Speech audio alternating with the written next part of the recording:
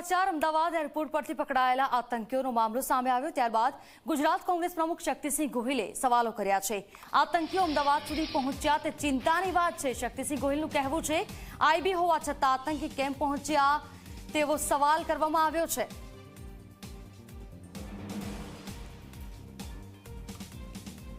હું માનું છું કે અહીંયા સુધી આતંકવાદી પહોંચ્યા એ આપણા સૌના માટે ચિંતાનો વિષય છે। આપણી પાસે આઈબી છે, ઇન્ટેલિજન્ટ બ્રાન્ચ છે, કેન્દ્રની આઈબી છે, સ્ટેટની આઈબી છે, પરંતુ આઈબીને રાજકીય લોકોની જાસૂસી કરવામાં રોકી રાખવામાં આવે છે અને પરિણામે છેક અંદર ઘૂસી જાય આતંકવાદી ત્યાં સુધી ખબર ના પડે। આ તો ઠીક થયું કે પકડાયા, નહીં તો શું હાલત થાય। બીજી તરફ ભારતીય જનતા પાર્ટીના નેતાઓ મોટી મોટી વાતો કરે છે, આતંકવાદ અમે સાવ મટાવી દીધો, તો પછી આતંકવાદી ક્યાંથી જમીનમાંથી ઉગ્યા? દેશના પૂર્વ